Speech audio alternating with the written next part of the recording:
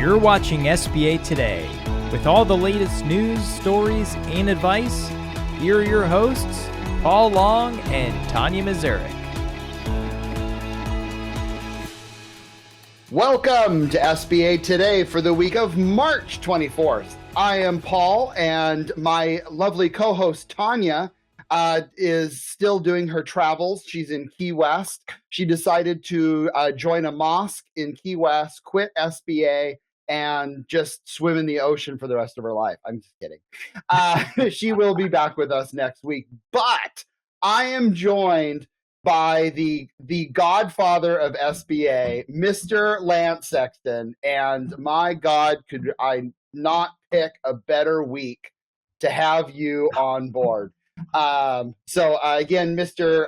Lance is with Phoenix Lender Services, which if you haven't heard of them, where have you been on social media? Because they've done a really good job of saying what they've been doing. So welcome, Lance, to the show. It's great to be here, Paul, and what a glorious time in SBA. Change is in the air. You know, what's funny is, so I start doing these on Thursdays. So on Thursdays, I start looking for stories and start doing the research. And I thought to myself last Thursday, damn, there's really not much going on.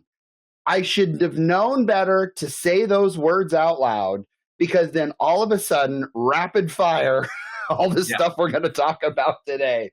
So I'm no longer going to say that going that. No. So let's jump into the news. I think the biggest story of all is the days of free SBA loans are gone, right, Lance? Absolutely, Paul. I call this the reverse price rollback. SBA has, well, first of all, everybody that looks at it says, oh my gosh, the fees have went up. And Paul, you and I both know that the fees are the same as they were in the SOP 5010 6. So it's not a change. And one of the things that's been critical to the SBA program over the years is operating at zero subsidy. That makes it a program that Congress loves. And with zero fees for the extended period of time, SBA is not at a zero subsidy at this moment, but bringing the fees back will absolutely correct that. So to make it long-term, a program that both sides of the, both Republicans and Democrats love SBA, to continue that, the fees are necessary. But it's the reverse price rollback, Bob. That's right. Coming from Mr. Walmart in your backyard in Arkansas. Yeah, Paul, I see these signs frequently, and I'm sure you do. Walmart is in our backyard, but we're going back to the way it was. That's right. So in case you have no idea what I'm talking about, dear God, check your email. 0.55% annual lender service fee for everybody is now on there, which I get. And then for the borrower itself, loans 150 or less, it's 2% of the guarantee. But you get to keep 0.5% as a lender. So you only have to give away 1.5% to the SBA, which is, it's a nice way to make sure that you're doing small loans. Absolutely. Loans 150 to 700 is 3%. This is probably the area that is, I think, going to kind of hurt a little bit. And especially in those, 1 million to 2 million, where you're back at the 3.5, 3.75 for the large deals. But the bottom line is anything over 700,000 gets the big fee now. Well, and let's face it, as SBA lenders, we've lived with these fees before. It's like the credit elsewhere question. There's a reason somebody's asking for an SBA loan. If you've got a borrower that has plenty of cash in the bank, plenty of collateral, don't really need an SBA loan, they're not going to get an SBA loan. They're going to walk into their commercial lender and ask for a Wall Street Journal Prime floating note. That's right. I do think there will be an initial sting, but it will be back to business as usual before long. So I think about it this way: if a customer balks at it, okay, would you like interest rate where prime is at 8-9%, or would you like to pay a 2 or 3% fee? Yeah. And face it, guys, a vast majority of SBA deals have the guarantee fee wrapped into the use of proceeds. So, yep. So I know many people are not excited about this, but I'm pretty sure when you stop and think about it, just like Lance said, it makes sense. Dang it, it's going to sting for a while, but we're going to move on. So, well, it will sting for a while, but let's look at it. I'm an old man, Paul. No. We want SBA to be around years from now after I'm retired, and the way it is to get back to operating at zero subsidy. So, absolutely. While I don't like it, I think it's necessary. Amen. Amen. So again, in more things that came out, SBA notice revising environmental policies and processes. The bottom line is the notice does not modify the environmental policies and procedures for delegated processing for loans under PLP, etc. The bottom line is they're making it clear that the reports need to be dated within 1 year of issuance of the SBA loan number. Makes sense, okay? And to be honest, Paul, not that much of a change. We have to have an environmental that's less than a year old. Quite frankly, we run environmental reports on our SBA loans that involve commercial real estate anyway. And when you do the phase 1 and you get an all clear, you move forward. This impacts more the properties that have some contamination or some potential for contamination. But let's say you get a phase 1 that's not clean. Typically, your environmental professional will recommend a phase 2. So you get a phase 2. I had a project call back in the day where it was a beauty school that had bought a property to operate their beauty school. And as it turns out, 50 years earlier, there was a convenience or a gas station there. And the environmental phase 1 pulled that history of the gas station. We actually had to do an environmental phase 2 where they drilled and took samples. But at the end of the environmental phase 2, we got all clear.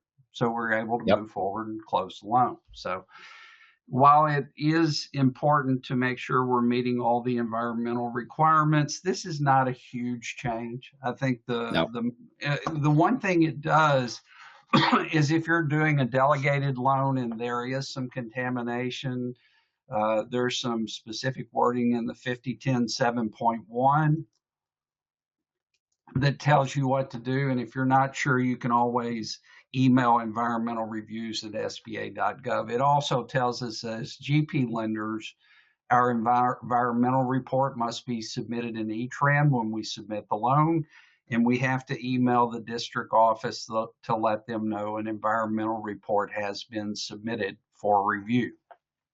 And I think that's the biggest thing now with, unfortunately, some of the rifts that happened in SBA is there's a lot less lawyers that work for SBA now. And so they're kind of going back to the really old school where the regionals start to do, a little bit more work in the regional section rather than having a national. So, absolutely. So heads up on that. So, we also got a new 1919. So so the United States now, there's only 2 sexes now in the United States. And so that was updated, but I was so upset that they did not update. All what they had to do is put on just one more bullet point that says about the addendum that we have to do for citizenship, but they didn't do that. So now we have to wait for another 1919. So everyone must have their addendums, even with this new 1919. Again, not a huge change, but I completely agree with you, Paul. There's going to be all of this information online. There's a new 1919 that's going to come out and last for about 2 or 3 months, and then there will be another new 1919 release. So because we just need more forms. Absolutely. So check those dates in the top right-hand corner and make sure they're up to date. Remember, you do have 30 days to start using the new 1919, so it's mandatory on April 19th. So the big question, what happens if you have you use the incorrect 1919 that doesn't have just the male-female box? And 3 years from now, the loan defaults.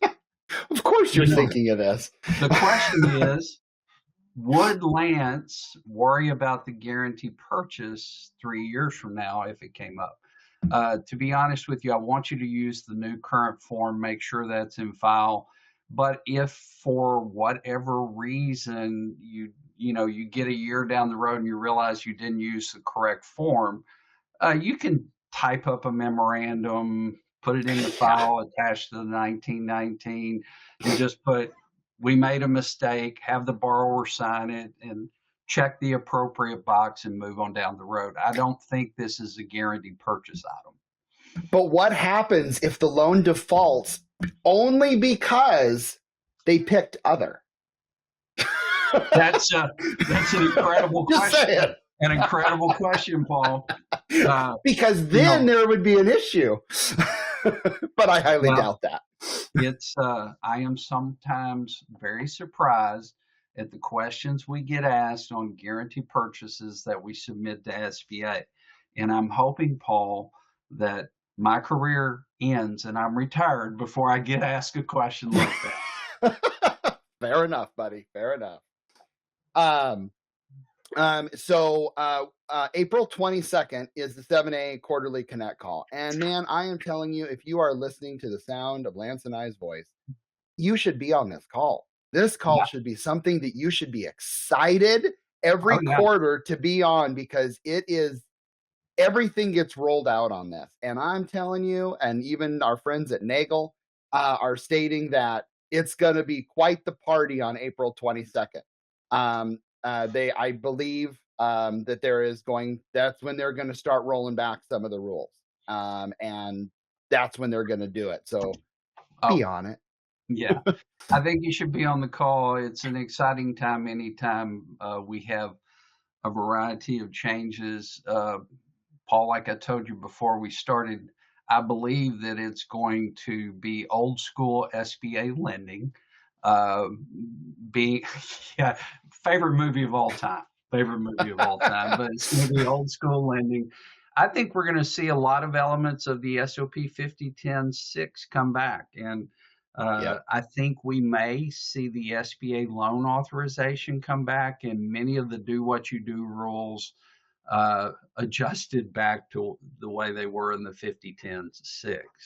Thank God. Now, here's one question that it's been asked multiple times, and I'm really curious. I have an opinion, but I want to hear the Godfather's opinion. And that is on the partial buyouts. Do you think they're going to eliminate that, or do you think they're going to let that ride? Actually, I don't think they're going to eliminate that. The administration and the new SBA administrator are both talking about SBA going back to the primary purpose of SBA is to facilitate small business ownership and small business growth. And the partial ownership buyouts facilitate new business owners. They may have been a 20% owner, and then they're able to own the entire business. So, I don't see that being pulled back. Some of the things that I see being pulled back, I see equity injection rules being beefed up because right now there's so many areas of SBA lending where you don't really have to have an equity injection. I see that changing. I see some other things, the insurance, hazard insurance, where they say if it's your prudent lending standard not to have it on loans under $500,000. Well, guys, I'm here to tell you, it is not prudent to not have hazard insurance. If I do a $350,000 loan on a piece of equipment, I want some insurance. Absolutely. And, I always say, Paul, that every underwriter and every originator of SBA loans should have to come spend some time with me in servicing and liquidation. I'm not opposed to us bringing some structure and strength, back into the SBA SOP. Amen. So if you don't follow Kelly Loeffler on X, Twitter, whatever you want to call it, you should, because she is always saying interesting things, which is good. And that's kind of her main mouthpiece on there. So she had a video that they are reducing the workforce by 43%. Now, that is a scary number, eliminating 2,700 jobs, returning to pre-pandemic staffing levels. Okay, so let's analyze this for a second. In my opinion, you look at maybe the idle or whatever they hired for PPP, etc. There probably is some fat that needs to be trimmed in that. I just worry about we keep losing really good experienced people. And I've already learned about some that make me want to cry because they were just the epitome of SBA, and they cared. And I still love you, Joel Steiner. Oh, yeah. Right. It bothers me. And we need, lender relations specialists. I'm seeing leave in some areas. I'm seeing district directors that have been there for a long time moving on. It breaks my heart, and I just wish that we would cut this with a scalpel rather than a chain. Well, now I worked at SBA during the Great Recession. We had a substantial number of contract employees. There were a number of employees that were term employees that we saw our staff reduce during that time period. So I don't doubt that there are a significant number of SBA team members that are term employees that were contract employees for PPP and idle. And I do agree that job cuts are necessary. I don't know that 2,700, Paul, is the correct number, but I'll share a quick story. When I first took the position as deputy director of SBA, I had worked in the private sector banking up to that point in my career. And I walked into my first meeting, and there sat Nikki Carrington, the director of the Little Rock Commercial Loan Servicing Center, Don Schooneman, who was a 30-year plus SBA team member professional, Jerry Johnson, who was the SBA Express Purchase guy forever, Hollis Carter. Many of you know Hollis Carter, the 504 expert. And sitting across the table from me was over 100 years in SBA experience. That's where I have concern, is losing some of these people who have been the heart and soul of SBA for a long time. I hope we don't see. Now, most of those will be as a result of the early retirement offers that have come their way, but I really hate losing those people that have that experience, who have been through the Great Recession, been through the pandemic, have seen SBA at its highs and seen SBA at its lows. So hopefully we don't lose many of those. I agree. They're wanting to make sure that 30% of the agency is located in the field meaning field offices, districts, like that kind of stuff. Promoting veteran businesses. Thank you. Supporting American manufacturing, yay, and eliminating the Green Lender Initiatives, Community Navigator pilot program, and DEI activities. We'll see how that all rolls on there. So again, follow her on X. It's always interesting. And last but not least, I guarantee nobody saw this coming, but apparently Lance and I are now experts at student loans, because now that falls under SBA. So I haven't got a call yet. Have you got a call yet asking for a student loan? Not yet, Paul, but I think there's a little more than we know centered around student loan servicing. SBA has some incredible software developers, platform developers that do projects. Just take the PPP forgiveness platform that was developed by Summit Technologies. It's worked incredibly well. I have to believe in the background, guys, there is a platform that has been developed to handle this, because there's no way in the world the SBA staff can handle all the servicing needs on the student loan portfolio. So My belief is there's some unknown platform that has been developed. It could be like ETRAN, the PPP forgiveness platform, Lender Match, but there's some platform out there that's going to allow SBA to handle student loan servicing. But Paul, if they dump that all on the remaining employees, there is no way. Agreed. So we'll see what happens. So again, Lance, I just want to say thank you very much for being on here. And don't forget, we are live Tuesday mornings here on LinkedIn, YouTube. Stream us wherever you get your podcast. And if you can't get enough of us, feel free to go back and check out those other episodes and our brother and sister shows, the BDO show and the Art of SBA Lending.